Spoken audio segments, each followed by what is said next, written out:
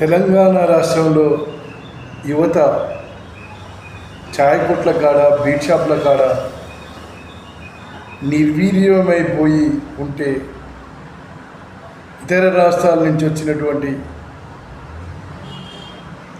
వాళ్ళు వివిధ రకాలైనటువంటి వ్యాపార సంస్థలు పెట్టుకొని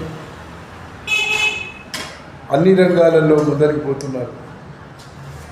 తెలంగాణలో ఉన్నటువంటి యువత ఎవరికి తోచిన పనులలో వాళ్ళు ముందరికి సాగాలని తెలియజేసుకుంటున్నాము. ఉద్యోగాల కోసం ఎదురు చూడకుండా, ప్రభుత్వంపై ఆధారపడకుండా ముందుకెళ్తే విజయం మీదే అవుతుందని తెలియజేసుకుంటూ మీ యాదగిరి రాజయోగి భువనగిరి పార్లమెంట్ అధ్యక్షుడు.